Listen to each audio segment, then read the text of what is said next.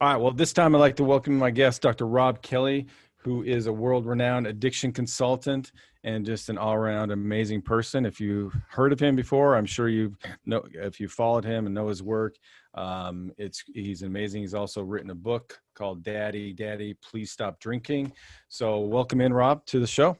Thank you, Ryan. Good to be here, man. Very Yes. pleased to be here.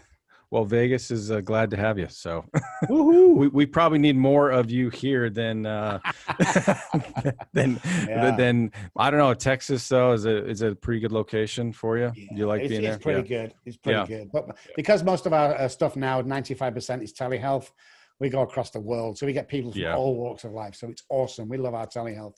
Been doing it for 8 years. And it's not as, suddenly overnight, everybody goes a telehealth provider. It's like, it doesn't work like that, guys. Right. I went back to school to get a PhD in behavioral science to be able to do our stuff. But yeah, God bless them. Yeah. No, I mean, the telehealth definitely has been great to open up to other people. I know I've had people move away and different things, and it's been something I've used for a long time too. So it's a great tool. So, all right. Well, before we kind of get into some of the stuff you're currently doing, everybody loves a story. Everybody likes to know kind of where people come from, how they got to the place that they are. You're no exception. You have a great story, or I mean, it's a crazy great story, but you definitely have, you kind of haven't fallen into the addiction kind of consulting by accident. It's been a part of your life. So for the people that don't know about you and for some of my listeners, can you just kind of give us a brief history of your story, kind of why, kind of where you've been and kind of how you got to where you are now? Yeah, definitely. So guys, my name is Dr. Robb Kelly. I'm an addiction psychologist. And the reason why I am is because of my own past. I'm a chronic alcoholic is what I am. I know people are going, oh my goodness, you look so good. You look to be doing well. I turn back to the early days. I started drinking when I was 9. I was thrown on stage with a musical family. Mm-hmm. So the age of 9, I took my first drink. And really, when you think about it, because I thought it was my solution to life. When I took that first drink, it was like, oh my goodness, this is it. Whereas I check in with friends of mine over the years, it's like, what was it like when you took your first drink? And they go, oh, it was disgusting. I spat it out. Never drank till I was 18. It's like age of 9, I knew this was my solution. And it was a solution for many, many years. Talk to girls, do things that other people wouldn't do, had the confidence to do anything that I wanted to do. But as alcoholism goes, the more the disease progressed, the more it took a hold of me. And, went through marriages, went to a marriage, got 2 babies, great house on the hill, Porsches, Bentleys, everything was great. And then it just come out of control. And eventually wife and kids went. House was foreclosed on. Cars were taken back because they were leased. And before I know what day it was, I'm sat on a bench in the middle of Manchester, United Kingdom, just in case you guys are worrying. You thought I was from East Texas. I'm actually from England. So I'm sat there on this bench in England saying to myself, where did it all go wrong? And I didn't have an answer to it, Ryan. And I spent 14 months on the streets. But I swore if I ever got off the streets, I'd spend the rest of my life, first of all, going back to school and let's study this alcoholism in the brain. Because all my doctor told me is, I think you're an alcoholic. And, well, that's about it, really. Ever heard of AA? That was it. It's like, I wanted to find out what's going on. What's really going on with the brain? So I studied the brain regarding addiction for 27 something years, I think. And now I'm running a company. I've got 5 practices in 5 different countries. I'm a TV celebrity, if you can call celebrities, radio celebrity. I have a book out. I have a thriving practice. And life is good, man. Life is good today. That's awesome. That's great. And I think the one thing about just kind of like proof of is just, that life doesn't have to hold you down, right? You can be whatever you want to be. And I want to get into that in a little bit, just like, because I know I've heard you talk before about just some of those negative messages that sort of like get developed in us, and kind of how that's one of the biggest things that maybe goes untreated a lot of times in treatment programs, is just dealing with those messages of whether it's not good enough or I'm a piece of, whatever it is, and being able to kind of work through those and get to that place where we can be if we want to be, right? The past doesn't have to hold us down. So I don't know if you want to, I mean, maybe we can jump into that a little bit. I mean, any thoughts on that? Like, is that definitely okay? Go ahead. I mean, most of our stuff around alcoholism is always trauma. People go, well, I'm not sure I've suffered from trauma in my life. Yes, you have. Believe me, you have. There's always trauma when we're talking about alcoholism. And believing in yourself is unbelievably amazing, because as alcoholics, I have no self-esteem. I have no confidence. I'm always looking for the bad things that are going to happen. When's the shoe going to drop? This is the mentality of the alcoholic brain, or the addicted brain, is I want to self-sabotage every time I get. So I build a bright future up. You know, I start that company, we earn that first $1 million, and before I knew what day it is, I'm sat homeless trying to beg for food on the street. How does that happen? All goes back to trauma and the way I think, which is always never good enough. And, you know, it always makes me smile. Me and my wife got married about 5 years ago, and we had an argument after the first couple of days. And it was something, or nothing, Ryan. It was nothing, you know, crazy. But I said, I can't do this. I'm not doing this anymore. You know, I'm like 54. I'm not doing it anymore. And she said, and I quote, well, that's the way the marriage is supposed to be. Mm-hmm. And all of a sudden, from the back of my brain, I said, says who?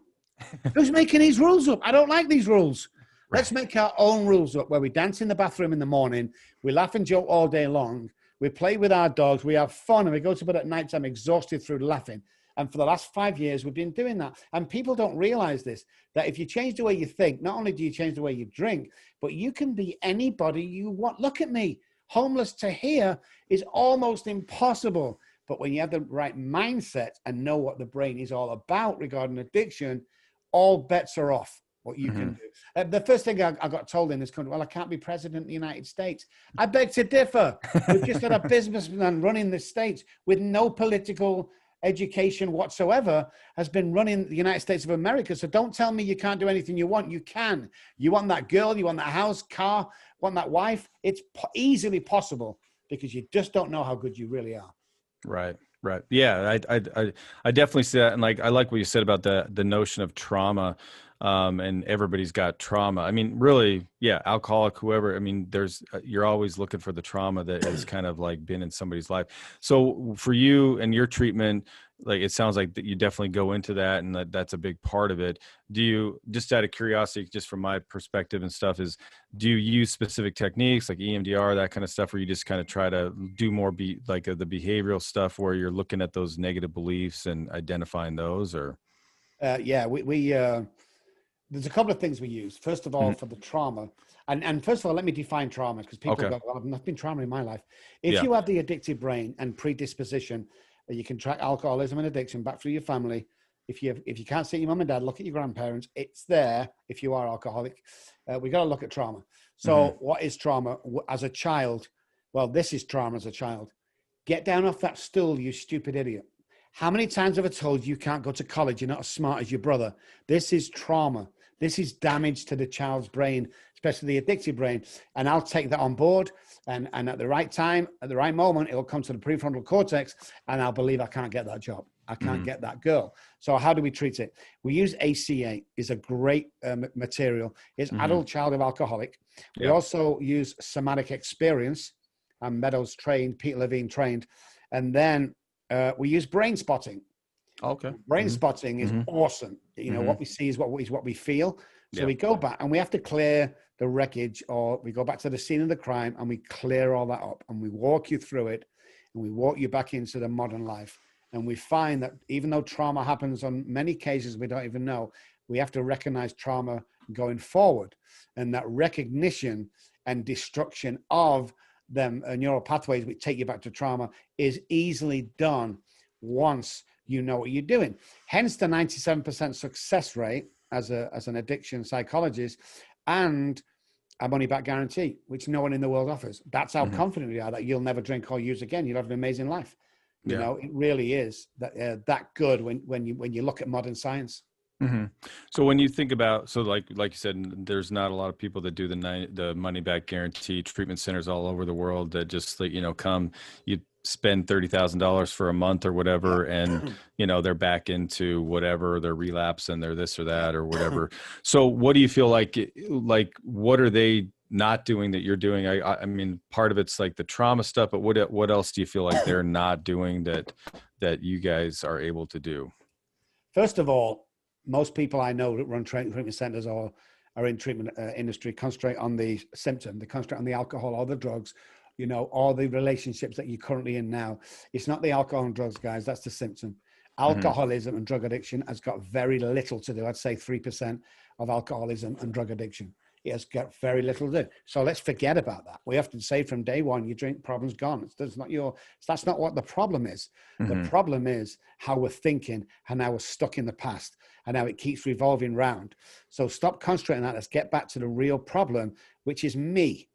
Let's go into, if I was suffering, let's go back and see what's happening. And then let's build you a life for the future.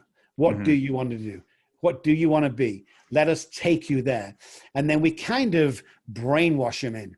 Like, for instance, if somebody comes who's been wealthy in the past and wants to get wealthy again, or someone who's come and just the biggest dream is to drive a car, a Porsche or something, we will take our patients to the Porsche dealership and I will sit them in that car and we'll test drive that car. Then after we've done that, I'll drive them to that $1 million house on the hill and I'll get them to walk around. And I tell them, this is yours, feel it's yours. And what happens is not only self-belief, but once you get there, the biggest problem in the world with humans is once we get to that point, if it's a new experience, we start to panic.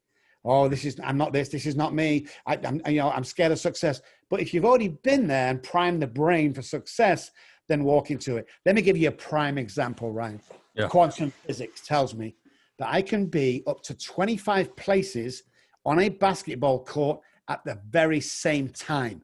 The energy can be 25 places. Where would I want to be? I want to be over near the goal. Because when I get the ball, I'm going to pop it in, be the hero of the game. Here's the question. How do you get there? Well, can you visualize it? Yeah, I can see myself doing that. Walk over and take the position. What? Walk over and take the position. Because categorically 100% time, let me tell you guys, what you visualize in your head, you can hold in your hand. You've just got to know how to do this and have the confidence to walk over there. And most of my guys have gone back to being the #1 selling actors in the world. Someone's had new albums come out that's gone straight platinum. This is what we teach guys is you have no idea who you are. Let me tell you what I see because you don't see it. But we do, especially I do, with the training and background that I have, I can see a winner. So we assessment first before you come on board, and I make sure that we're going to take you to the next level. Never failed yet. We say we have a 97% success rate. It's 100, but no one's going to believe that. It's like, but what we do, here's our key. We only take on 4 patients at any one time. And there's a team of 7 or 8 people, even on telehealth, working behind you. We will have you followed in the car if you're sneaking off somewhere you shouldn't do. We will have sober coaches over that area that will catch and breathalyze you on the spot. We'll pull you over like the police and we'll freaking breathalyze you there and then. So we go the extra mile and we make sure that your head is on recovery until the change in neural pathways happen, and then we step back. So the second month is pretty cool because you start to think about. And the other thing that we do, and the most important thing we do, is we change neural pathways from self-sabotaging to healthy neural pathways. And what I've found with evidence-based research is the neural pathways, once in recovery, has a split. Self-sabotage, drink and use, good, healthy choices, confident, feeling good. Before that happens, there's a 7.3 time frame. 7.3 second time frame. We've only tested 100 people, but it's enough where you can divert that neural pathway away from self-sabotaging. And the more we use good, healthy, successful, confident neural pathways, the less the self-sabotaging gets used. And it's just like any road that you travel out. The main freeway becomes my self-sabotaging, so we take them through the side roads. Now, at first, my thought pattern wants to go to the freeway because it's quicker and it's faster and it's instant gratification. But as we teach them to use other neural pathways, the main route gets bricks on it, it gets moss on it, and it becomes untravelable. So when I set off my house, I'm automatically knee-jerk reaction following the A roads to get to my destination. That's how it works.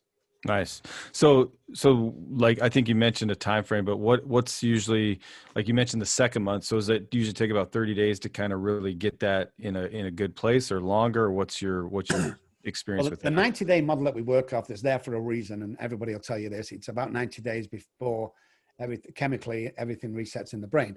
So the first 30 days you're with us, it's pretty cool. We're getting to know you. Second month is a bit harder. Now we're calling you on your BS. And the third month is just recapturing. Many people step down to our sister program, which is Recover Me Coaching, that sees us 3 times a week, once with you, once with your wife or partner or parents, and then once all three together. So we step you down financially big time so you can afford this to continue. And like I said, I have gone over to a state with the permission of his dad, which was a police captain, and I have handcuffed a patient and stuck him in the car and brought him back here. That patient is now 9 years sober, but he didn't want to recover. But I knew he had it in. So we go to any lengths, completely out the box, Ryan. Right. Completely out the box. I will curse at somebody. I will shout at somebody because I'm shocking the disease. And many people doesn't know we have the disease and we have the normal person.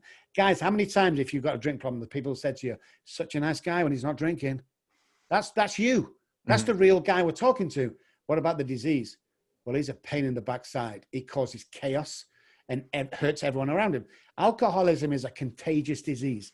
I infect everybody I come into contact with my traits, with my miserable stealing, lying. Everyone gets affected. It doesn't have to be that way. There's a way out.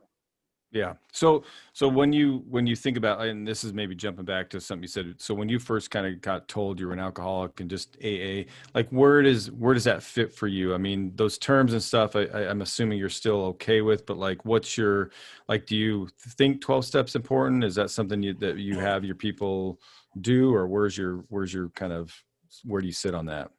Well, the first publication and the second publication of the big book of Alcoholics Anonymous, the first 164 is public domain. I am a big 12-step guy. I'm a big spiritual guy.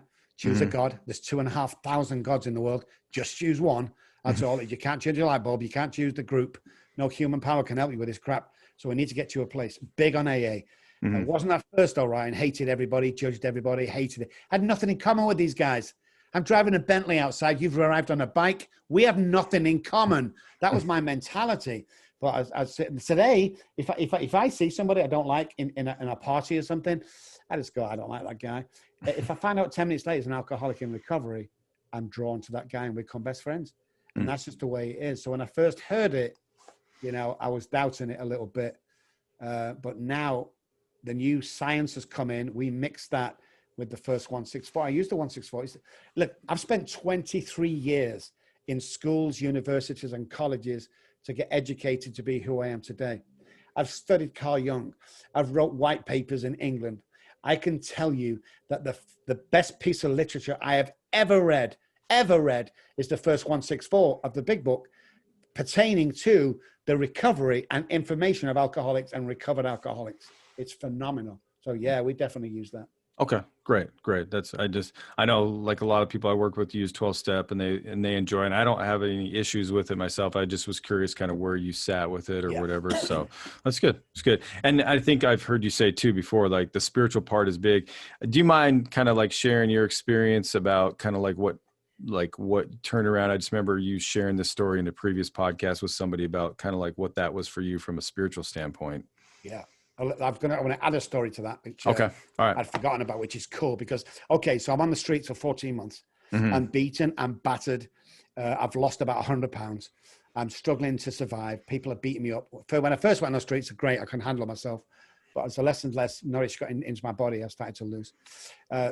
Monday morning, I called Sunday night, but it's 2:30 in the morning, so it was really Monday morning. It was pouring down. I was on the back street in Manchester, and I dropped down to my hands and knees. It wasn't planned. And I started to cry from my belly, that real ache cry. I wasn't crying because I lost my kids or my wife or my millions of dollars.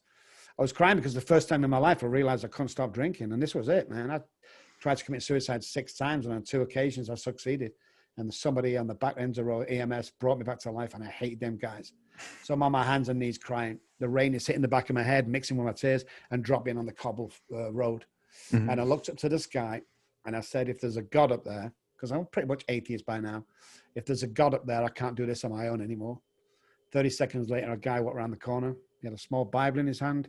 He'd missed his last bus home. He had to walk for like 2 hours to get home. Came across me and said, do you want help? And I said, yes.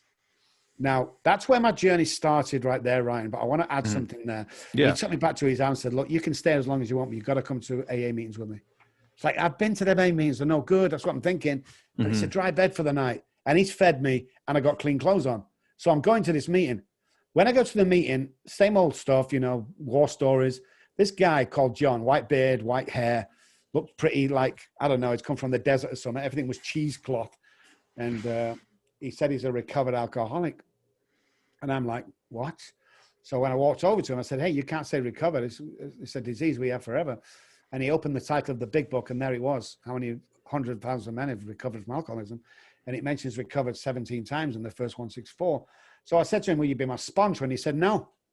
I was devastated. I'd walked like, it must have been 20 yards, but it felt like the Sahara Desert I just walked through. But he said, I will be your spiritual advisor for a period of 8 weeks. I said, okay. So he said, there's my address. Come round tomorrow with a big book and a dictionary. I said, I don't need a dictionary. I went to Oxford. He said, bring a dictionary. Okay. So I borrowed a dictionary and stole a big book. God, I've asked for forgiveness. And I walked round to the man's house. I couldn't afford bus fare, so I walked round. For 8 weeks, every Wednesday, we look for must word, messages, God words, and promises. This is the book study. So I'd read during the week, like 8 pages a day. And then on every Wednesday, I'd walk there at 7 o'clock. I'd get there for 8 o'clock. We'd spend 8 till 9 going over the work I've done. And he taught me stuff that I'd never heard before, especially pertaining to this book, like how it mentions Jesus Christ and stuff like that in the first 164. And I was blown away with the stuff he was telling me. But I was getting well and I felt well. And every time I walked there 8 times. I walked there 8 times, there and back over the 8-week period. And the last day we did the steps overnight, because that's the way it's supposed to be done. Quick recovery. And I walked home, and I knew when I came out that man's house, I'd never drink alcohol again. But I also knew that amazing life was going to happen, because that's what he told me. He said, Rob, your life's going to take off from today. And it did. The next day I got a part-time job. 3 days later, they turned it into full-time. And within 2 weeks, I had an offer of a small apartment that I could afford. So after my first paycheck, after the first 2 weeks, I went to the gas station and I bought him a little teddy bear and a card. And I wrote on the card, thank you, John, for introducing me to my God, and some great message. And I walked the 8, back to him, like I'd been doing 8 times before. And I got there and I went up to the window and I started banging on the window like I always did. And nobody came. So I was banging that loud. The next door neighbor opened the door and says, can I help you? And I said, can you tell where John's relocated to? Because I can see it's empty. And she said, well, there's been no one there in that apartment for at least 6 months that I know of. I've been here 6 months. There's never been anyone in that apartment. So obviously she's crazy. So I let her close the door, turn the light off, and I went to the next door, this side. And I knocked on the door, and a guy came to the door, and I said, can you tell me where John's moved to? And he said, moved to? There's been no one there for at least 2 years that I've been, or a year or something like that I've been here. And he closed the door. And I thought, that's weird. I've been here for 8 times. I know where it is. So I went back to the meeting the next evening, and I caught the chairman. I said, hey, do you remember when I met that guy, John? He's like, John? I said, yeah, John, the guy recovered, just opposite me. I said, no. I said, I was over near the coffee machine speaking to him. This is what he said, Ryan. No, we were laughing at you, Rob, because you was over the coffee machine speaking to yourself. So I grabbed him by the scruff of the neck because he embarrassed me, and everyone's laughing. And I grabbed this guy and I said, don't you ever take liberties like that. And some guy pulled me away, and they all come running over and said, Rob, you're talking to yourself, buddy. There was nobody over there. Never found that man. But the program that I've created over the past 27 years is 60% based on what he taught me of how to go forward. And I speak to God on a daily basis, and God told me, and for any guys that are atheists, I'm sorry, I mentioned God. It's okay, don't worry. Yeah. He told me to travel around the world. He said he's going to send me far away from my hometown and to guarantee people can recover. And that's what I've been doing for the last 20-something years. It's been crazy. That's awesome. That gave me chills when you said that. That's that story. That's an amazing story. Yeah. But I mean, I think that's, like you said, it's part of like the spiritual. I think about the 4 dimensions of wellness: the spiritual, the mental, the emotional, and the physical, and they all kind of have to work together. But that, like I said, the spiritual part, a lot of times people, they want to push it away, or they don't, it's like you said, they just want to kind of do it without it, but they all really are important together. And the spiritual part, like I said, it's a big component of it. And specifically for those things too, like for those reasons, like, whether it's people that, there's no coincidences, there's things of that nature where it's like people get put into your life, things happen. Obviously you had a destiny to have this program, and that your experiences kind of brought you to that place where you were ready to be a kind of like, I don't know. I mean, I don't know if you look at it as a vessel or, somebody Definitely. to now, Definitely. I like to say vessel because so many things had to happen for me to even get here. Like 3 days before I was supposed to come to speak in a church in Dallas with their youth ministry, for 2 weeks. Well, I checked my passport about a week before I was due to go, and it was expired by 2 days.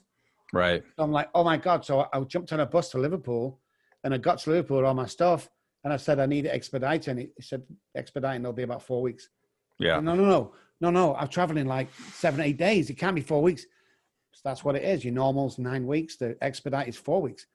So I put it through, and I was crying on the way home, Ryan. I was just, this was it. This was going to be my chance to make a difference. And I got home, and I was so embarrassed. I didn't call them.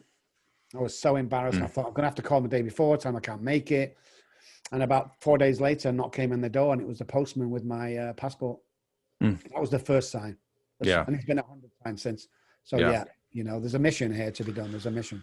Yeah, that's good. It's good. I think that any of us that kind of have that sense about us, I mean, hopefully we've had that experience or something like that to where we see that there's a greater purpose for us. I know I've felt that just in my own kind of process and being able to, be where I am. I've had those moments where it's like, you just know, like there had to be something else working. Otherwise it would have gone a different direction or not the direction that you're hoping for. So that's great. All right. So as far as then the treatment goes, I mean, I'm curious, what's like one of your hardest people that you've ever had to work with? What was any stories on that? And it's like just really difficult, or what? I mean, obviously you have a great success rate, but anything that stands out as somebody that was super difficult to work with? There's been a couple, and unfortunately, I'd love to mention the name. Probably one of the biggest rap stars in the world. We brought him over, and just for the first couple of days, it was kind of, you know who I am kind of thing, and we had to snap that out of him. And the way I work, again, out the box, people don't like it, is I dropped him in the middle of town and drove back again, left him there with no belongings or nothing. And then my assistant went over and collected him. He come back a different person.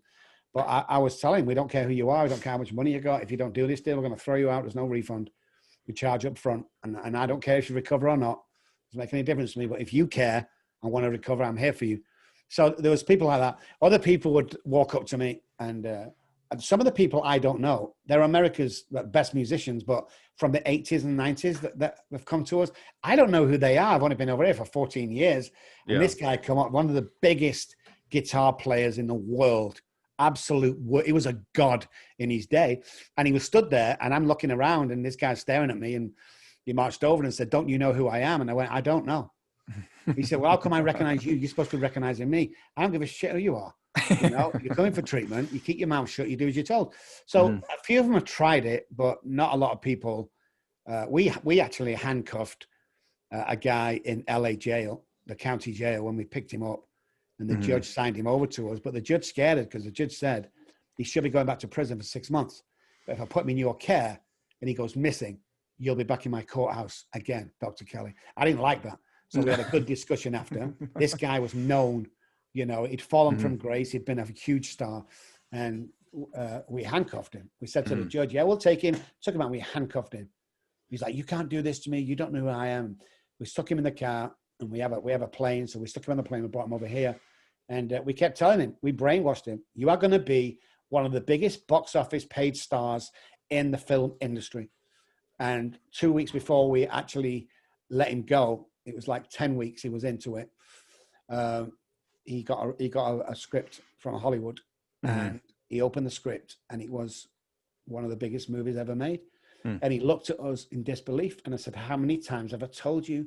This is what we do." Yeah. And we've had road sweepers. We had a road sweeper come to us one day, and he said, I want to go for your program. My granddad's paying for this.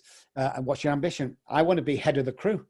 Like there's 7 people on the road. He wanted to be the manager of all of them. When he left, he was the manager of all of them. So dreams differ. Yeah. But, attitudes are all the same when they get here. We strip you down. So do you have people do like things like journaling or stuff like that to kind of do that kind of stuff? Like what are some of the techniques you utilize with that? We use mirror work, first of all, is when you stand in front of the mirror. It's not affirmations. It's I love you 10 times. That's what you do. We're tricking the subconscious brain because we hate ourselves. Everybody does alcoholically, and even not alcoholically or drug addict. So we're convincing the brain, first of all. And then we say our prayers, whether it to be spiritual, or there's 2,500 gods, choose one. Just pray to him. Everything's going to be good today. And then we do our daily routine. Very important for alcoholics. What are you going to do that day? Well, I'm going to have breakfast, go to the gym, I'm going to AA, I'm going to do this, this, this. Okay, we got 7 things on that today. Mm-hmm. Every time you accomplish one, check it off. When you don't check them all off, that's your relapse. And we drum that into them. Relapse never happens when I pick a drink up. That's not a relapse. The relapse has happened a week or even 2 weeks before that, where you start getting irritable and pissed off with everybody, you know, and that's your relapse right there. So we teach them that to watch out for them. And then we just make sure you compliment 3 people wherever we go. You have to walk up and say nice things. And the reason we do that is when I say thank you to somebody, my dopamine's released in my brain. And I don't know about anybody else, guys, listening out there, but I like some dopamine. You know, it's a natural high for me and I love it. So compliment 3 people a day. And at the end of the day, if you're stood in the middle of nowhere and you throw a piece of trash and it doesn't go in the bin, it goes up the side, are you going to pick it up or are you going to leave it? And most people learn to pick it up and put it in the trash bin, you know, and it's an analogy, but that's what we do in life. Yeah. And we teach them to be a gentleman or teach them to be a lady and we become fearless as we go along, that we can accomplish anything. And like I said, I'd take them to the Porsche dealership. I'd take them to the $1 million houses because that's where we're going. If you want to go there, that's where we're going. Yeah. So again, that kind of going back to like the trauma and stuff. So that negative belief that's been implanted in them, that's just what they're fighting that all the way, right? Or at least, I mean, that's what you're trying to reverse, is whether it's that feeling of not good enough or I don't deserve or whatever it is. Like a lot of that's just driving that bus of like, this is what I'm trying to cope with as far as my drinking. And so in recovery, and in the treatment, that's what we're trying to reprogram, is to get them to believe that they are good enough, or they do have value. They can have these things if they want them, right? Exactly. And one of the biggest things, as I always say, you know, if you don't think you're good enough, guys, if you don't think you can achieve your dreams, and if you feel less than, I want to apologize to you because somebody's put that there. We are not born this way. You ever notice how young kids will dance in the middle of a dance floor at a wedding? You know, or swim naked in the sea. They don't care. They got no fear. We need to get you back there. Someone's put that there. You are good enough. Everybody can achieve anything they want to do. It's quantum physics. It's realization. It's science. It's fact. You know, if you want to be somebody or do something, this is it. These are the tools you're going to get to do that. And the self-belief. You know, if me and you right now, Ryan, if you wrote 5 things about me that are good and I wrote 5 things about you, you wouldn't believe what I wrote. You go, well, I'm not too sure about that. No, mine's the truth about you. It's just that you don't see it. You don't see what effect you have with this podcast. You don't see that people are looking up to you and following you. Here's a prime example. I'm at an AA meeting once and I've had enough. I mean, I've been doing book studies when I first got here because I couldn't work. I was doing book studies. I was holding meetings and it was about 9 months and I was just done. And I got up on the podium. I said, hey, guys, I'm done. Nobody's getting well.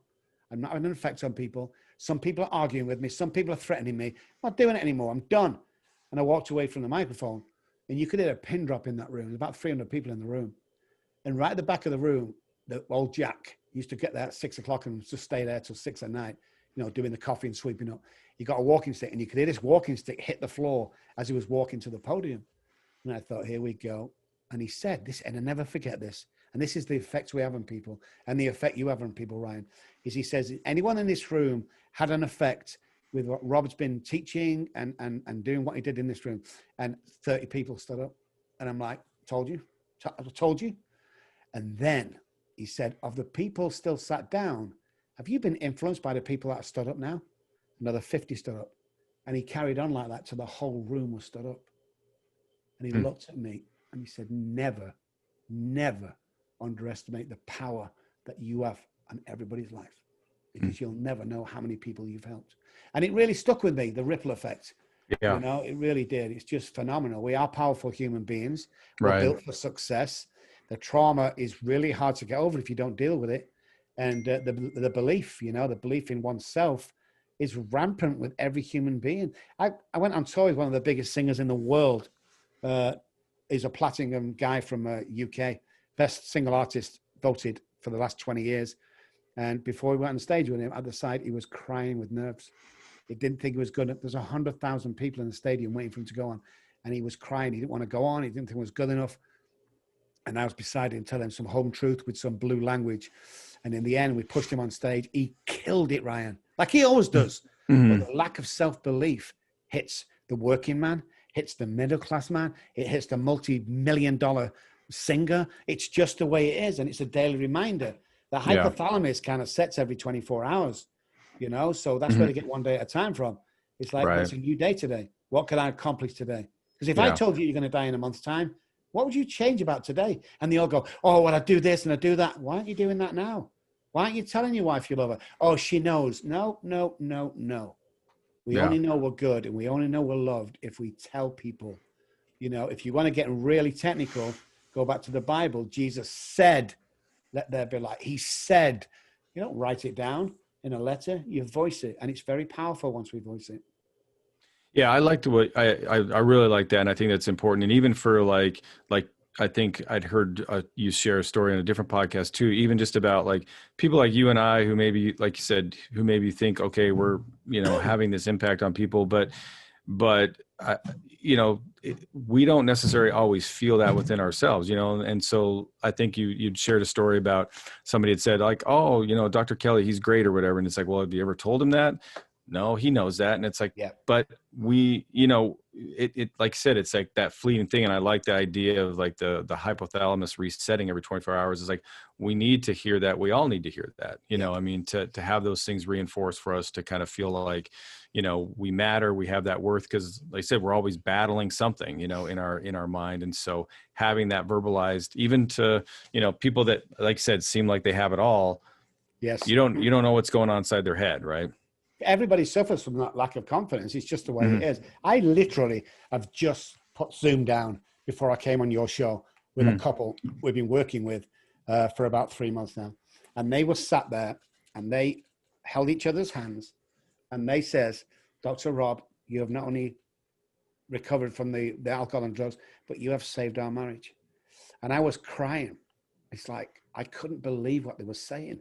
Mm-hmm. It was so emotional. It's like, you don't know unless somebody tells you. I'm always telling people, if there's value there, I won't lie. If there's value there in what they're doing, we need to know, guys. Everyone, always try and lift somebody up. Never put them down, because you never know when you go. I've been down there when people are spitting at me on the streets and stepping over me with disgust. I've been there. I never judge a book by its cover. And people go, oh, watch Johnny. And let me tell you about him before you speak to him. No, I don't want to hear that. I'm going to treat him with respect and trust him as much as I can until he proves me wrong. It's like you can't, everyone judges one another. Oh, don't do this, don't do that. I don't work like that, guys. I'm too old for that stuff. I've learned a few things on my journey to where I am today. And, one of them is, first of all, you need to tell people. If what will going to happen if you die in a month? Oh, well, I tell my wife I love her straight away. When's the last time you did that? Oh, she knows. I buy her flowers every couple of months. She knows. Gee, man, come on. Right. Nobody knows, guys. Yeah. Yeah. Well, and along with that too, I was thinking like something that you said earlier, just about, again, the trauma and kind of sometimes how it's even just so subtle, the ways that it shows up or the ways that it prevents us. Speaking of clients, I had a client earlier today and he's maybe been a little bit of a challenge as far as like trying to identify the trauma, even though, like you said, it's there, you just maybe don't want to see it or whatever. But it was interesting today. He had talked about something he'd been thinking about. And this is a guy that's wealthy. He's got plenty of money to do what he needs to do, but he has a knee issue and he's been resisting kind of going to the doctor and getting his knee taken care of. And he had a memory that came back to him when he, when he was younger and his dad had lost his job and he had to be taken to the hospital because he had a pain in his side and they weren't sure if it was appendicitis. So he had to be in the hospital for a couple of days. And he could sense the stress on his mom's face because, they didn't have the money, they didn't have insurance anymore. And so he was like costing them, he was costing them something, right? Yeah. So his well-being was costing them. And it's like, that's translated now to where it's like, he doesn't feel like he deserves to take care of himself when he's got the money to do that. But that was a traumatic thing. He knew he was a burden on his family at that point. And now it's almost like I can't be a burden on myself, I can't take care of myself. So that trauma can be so subtle and show up in so many different ways, but it's there. Like you said, it's there. Everybody has Always it. there. Yeah. Every single time. There's always there. We had a client once, and I love telling this story. His father was a world-class marathon runner.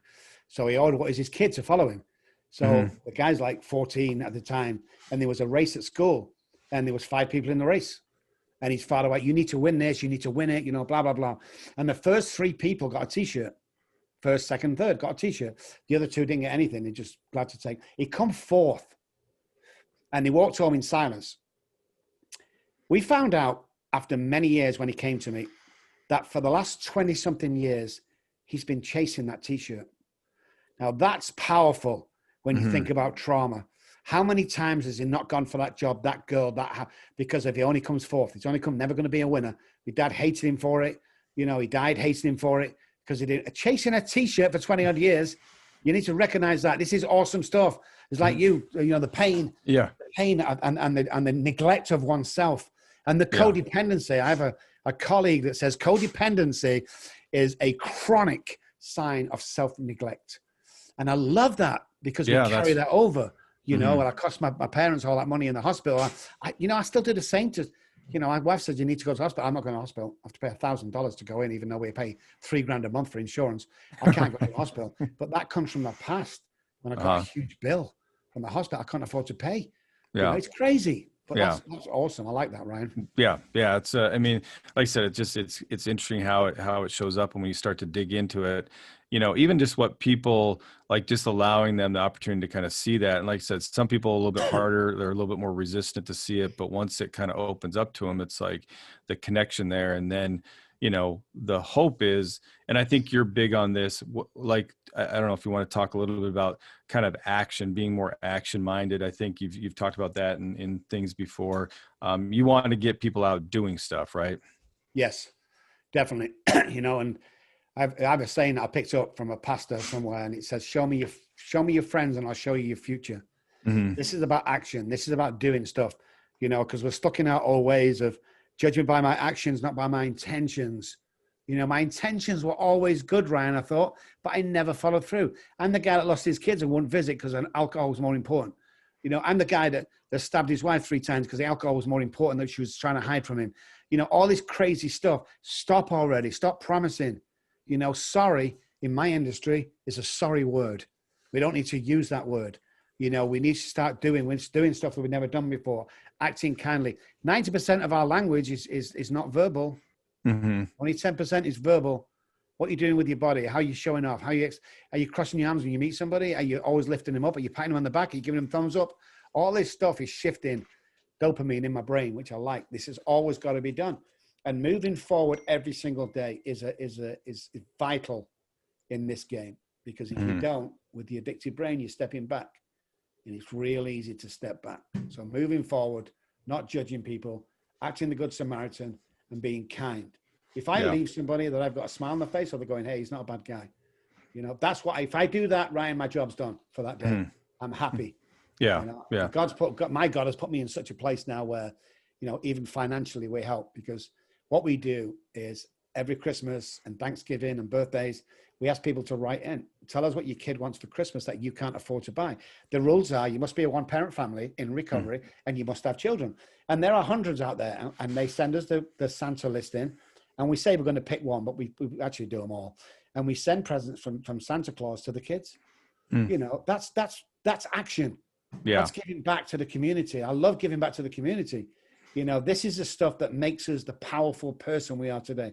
And I don't know who's looking after you, whether it's God or a universe or spiritual. I don't care. But listen, when you do the right thing, good stuff starts to happen to you. Believe me, I've worked with almost 6,000 patients in the last 27, 28 years. 6,000. And it always happens. Do A and B and C will follow. But complacency is my worst enemy. Yeah. It gets me every time, you know? Right. Well, yeah, exactly. And it's kind of goes back to even what you said too. It's like, if you're not doing something, like if you know, whatever, then say it, do it, make it happen. Like, don't just sit there and be like, oh, I can't do that. Or, you know, it's hard for me to say I love you. Well, just say it then, you know, it's only going to get better if you do it. And if you know, take that action and make it be a part of your life, rather than always make it be this obstacle that's like, oh, that's hard, that's difficult, that's, you know, that's whatever. But just do it. You know, it's not going to get any better until you take that action. Exactly. So, take the action and move, you know. We had a pool guy the other day who was working on my waterfall, and he did something wrong. And I came in and said to my wife, I can't believe that. He's messed the waterfall up, the timing of it, and the lights don't come at the same time.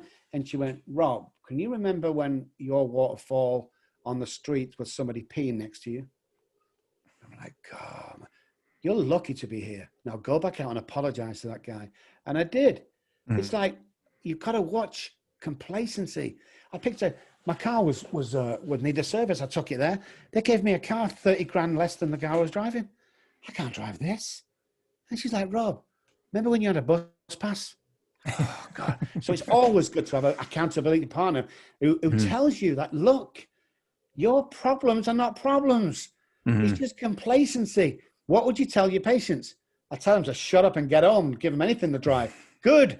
Well, I need to do the same. I still need to be taught about that because the road to recovery is always under construction. Always under construction. You're never going to have it. It's a bit like golf. Just when you think you've got it, you're going to have a crap game. It's going to send you back to wanting to throw that club away or take that drink of alcohol or whatever because life's crap. It's not. Did you really have a bad day? Or did you just have 10 minutes that you dragged on all day? And usually it's 10 minutes. That's all it is. And you stick in that because we thought, feel sorry for ourselves and want to blame everyone else for our problems. Shut up. Yeah. Get up, dust yourself down and go and make somebody laugh. Go and inspire somebody. Whatever you work, just walk up and go, you look amazing today. Absolutely look amazing. Done. Within seconds, you'll come out of self. It will not be a bad day after that, promise me. And if I'm wrong, email me. I'll send you my cars. I'll give you the keys to my house and I'll give you my credit card. Yeah. A Black American credit card, you can have it for a day. You know why I'm promising all that? Because it's freaking impossible. I know the addicted mind more better than anybody else. If you do them things, you'll jump out of your crap straight away and you'll get back on track. And that's what it's about on a daily basis. Right. Well, it's interesting. Something you said too, just kind of triggered. I had a client this morning. We were doing some EMDR processing and stuff. And one of the thoughts that he had was about his self-pity and kind of being stuck in his self-pity. And I just asked him, I said, what would that be like for you? What would life be like for you if you were to give that self-pity up?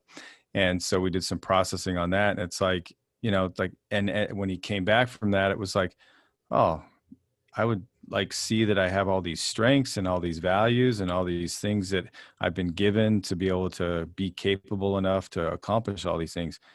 Okay. So why would you want to hang on to self-pity? If on the other side of that is all these great things, what is self-pity really? What is it giving you if you don't, if you could have all that all the time, and I think, again, that's a part of just that stuck nature and those negative beliefs, but it's also sometimes people, they want to be in that, like you said, that 10 minutes. And it's like that 10 minutes of a bad day is just 10 minutes, that self-pity, maybe it gives you some type of satisfaction or some type of feeling of like, well, I get to feel sorry for myself for a while or, whatever, but look at all the stuff that I'm missing. Look at the rest of the 24 hours of the day that are, that I'm missing because I let that 10 minutes define me, and I think that realization for him today was like, yeah, if I just give that self-pity up, I can immerse myself in all the good and all the strengths and all the positives that are there. Isn't that a much better way of living? Yeah. I like that. Yeah. I really like that. But what I found in the past is therapists are happy to stop at that wall, where you take them through. Let's look on the other side, see is it worth staying in that? Well, not really. Come on, let's go. And that's therapists like you, I love because, we're pushing. I mean, people are teaching things now out of the 40s and 50s, textbooks. We've gone beyond that, guys. Come on. It's a new world. There's new therapy, there's brain science, and there's guys that want to push you through it.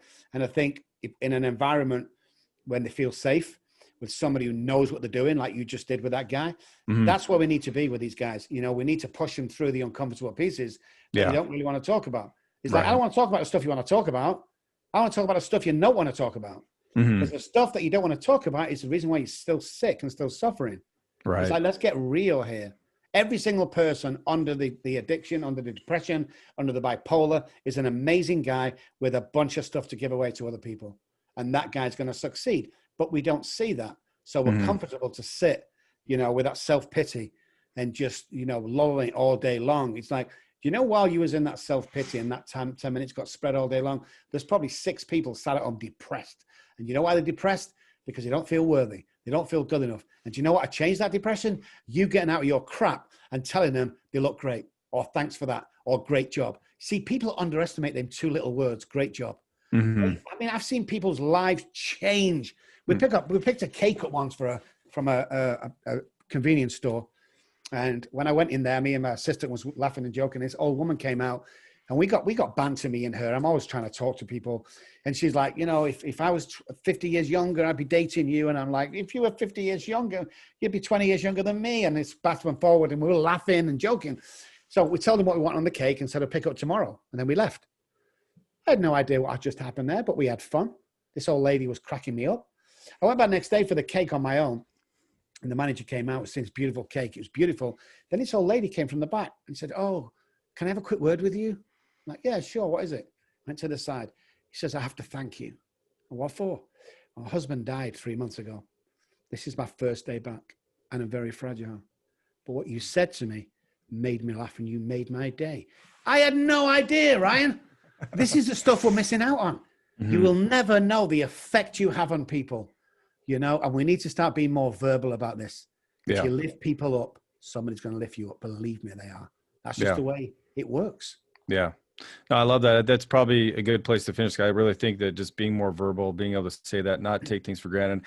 I think we've kind of came to a place where we've become so in our own bubbles, you know, and we just kind of like walk around in that bubble and, you know, and it's just not good. It's not healthy. You know, we need to be back to where we're, like I said, looking out for each other and making those, you know, going out of our way to make those connections with people and really having that sense of connection back in our lives. Cause it's such an important thing. So especially now more than ever, you know, with the COVID, the problem is, guys, cell phones are keeping you prisoner.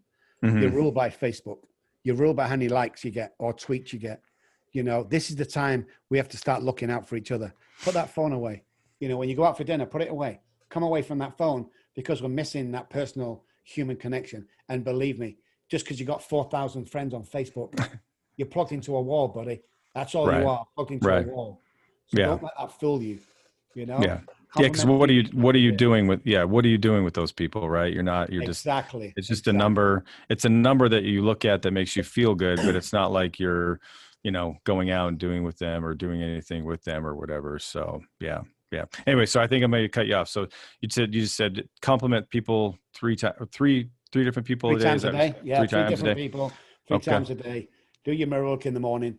And let me tell you guys, if you're sat at home in any kind of depression or any kind of self-doubt, let me tell you, what you can achieve, you would not believe. You know, everything is there open for you. Yeah, but there's no buts here, man. There's no buts at all. Have hope. And remember, at the end of the day, it's all out for the taking. The guy running that multi-million-dollar company as CEO is no better than you. Believe it. I've seen guys travel and rise to that stature because they want it bad enough. It's American, man. I just think I love Americans so much. To become American, there's so many things over here that you can do. If you're sat at home thinking, you know, oh, I want to better myself, it's there for you. Yeah. Stop messing around. Stop putting it off, by the way. Yeah. You know, tomorrow never comes. Let's do it today. Don't put it off till tomorrow. Check them things off in your diary. Write that check. I get people to write checks. How much do you want to earn? I want to earn 100 grand a year. Okay, so you can afford a 10 grand check when you're there, can't you? Oh, easy. Let's write that 10 grand check. And in a year's time, we'll cash it. Never failed yet. Even had $1 million check, Ryan, on the wall. Oh. The guy cashed it after the movie he was in, went to a box office seller. Best-selling movie ever to date, it was. The guy cashed that $1 million check. Unbelievable. This is how we've got to live, man. Yeah. Excited for life. Yes. It's going to be a great day, right? It is going to be a great day. All right. Well, I really appreciate you being on the show, Dr. Kelly. You're an amazing person, and I love your personality. I love your just zest for life and just what you do and the way you go about doing it. It's great. I hope people will check you out, and definitely will be referring people your way if I need to, and just to read your literature, your books, your stuff. So it's a lot of great stuff, and I hope people got a lot out of it today. I know I did. So just thanks again for coming on.